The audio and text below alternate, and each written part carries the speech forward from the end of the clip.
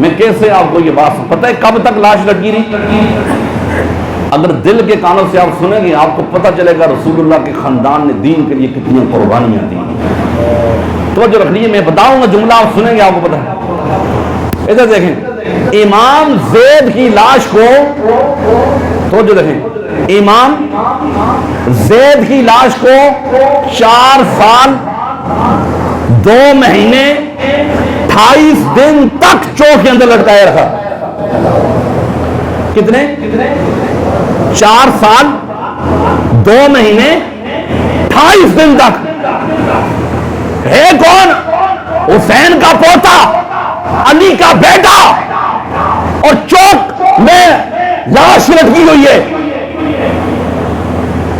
قریب تھا میرے نبی کے غلاموں کہ جسم کے، آپ کو پتہ ہے لاش جب لٹکی ہو کپڑے گر جاتے، آپ کی شرمگاہ والی جگہ بھی شاید ننگی ہو جاتی، لیکن اللہ نے فوراً مکڑی کو حکم دیا نا، آپ کی شرمگاہ والی جگہ پہ مکڑی نے آ کے جالا بنا لی.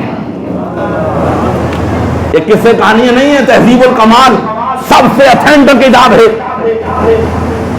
اور بھائی 4 سال 2 مہینے 28 دن لاش لٹکی ہوئی ہے. میں آپ کو کوئی جملہ کہنا چاہتا ہوں، آپ سمجھنا نہیں چاہتے. یہاں گستاخوں اور بے ادبوں کی لاشوں کو 2 دن گزرے بدبو آ جاتی ہے، کہتے ہیں دفنائیں جی جان چھوڑائیں. یہاں علی کا بیٹا ہے 4 سال 2 مہینے 28 دن لاش کو لٹکا ہوا دیکھا. جب 4 سال 2 مہینے 28 دن کے بعد لاش کو دیکھا، توجہ رکھ لیجیے، نہ بولیں تو آپ کی مرضی.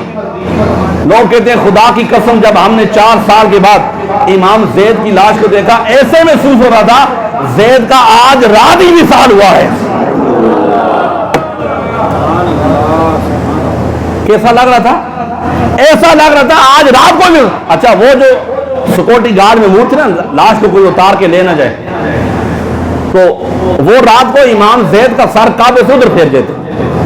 وہ روزانہ سر پھیرتے، صبح اٹھ کے دیکھتے کہ امام حسین کے اس پوتے کا سر خود بخود کعبے کی طرف مڑ جاتا.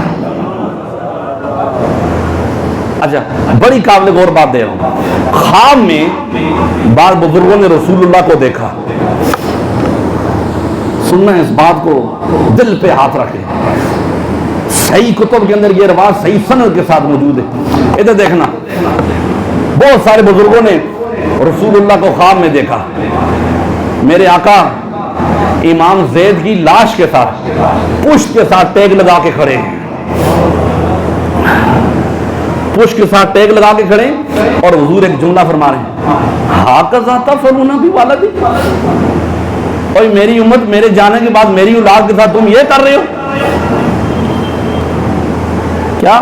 حضور فرما رہے ہیں لاش کے ساتھ سرکار خود ٹیگ لگا کے کھڑے، اور امام الانبیاء ہاکذا تفعلون بولدی، اور میرے جانے کے بعد تم میری امت کے ساتھ یہ کر رہے ہیں. اتنا ظلم نہیں ہے میرے نبی کے غلاموں. جب وہ بادشاہ اس دنیا سے چلا گیا، مر گیا، دفع ہو گیا، اب امام زید کی لاش کو کھجور کے تنے سے اتارا گیا. اتار کے دفنایا نہیں گیا. ظلم دیکھیں، 4 سال 2 مہینے 28 دن لٹکائے رکھا. پھر جب اتارا گیا، بادشاہ پہلا مر گیا، آپ کو دفنایا پھر بھی نہیں گیا، آپ کی لاش کو جلا دیا گیا. لیکن تھا تو علی کا بیٹا نا. میں ایک جملہ کہوں گا، دادے نے قرآن نیزے کی نوک پہ سنایا تھا. امام زید کے بارے میں آتا ہے آپ کو حلیف القرآن کہا جاتا ہے. کیا حلیف القرآن مطلب قرآن کا دوست. اتنی آپ کو قرآن کے ساتھ محبت تھی. اگر اس جملے پہ اہلیان شکریان والوں بولو تو بولو. دادے نے نیزے کی نوک پہ قرآن سنایا حسین نے. مفسرین لکھتے ہیں لوگوں خدا کی قسم جب امام زید کی لاش کو جلایا گیا، لاش جل کر راکھ بن گئی.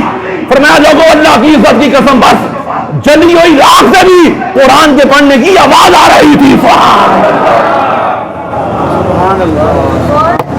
دادا نیزے پہ قرآن سنا رہا ہے اور پوتا جلی ہوئی راکھ سے بھی قرآن کی تلاوت کر کے بتا رہا ہے. یہ کوئی قصے کہانی نہیں ہے. حضرت امام اعظم ابو حنیفہ سے پوچھا گیا، جیسے آج لوگ کہتے ہیں نا یزید کے بارے میں آپ کیا کہتے ہیں، اس وقت بھی لوگ تھے. سنے امام اعظم نے جو فتویٰ دیا ہے، اور لکھنے والے کتاب کون ہیں؟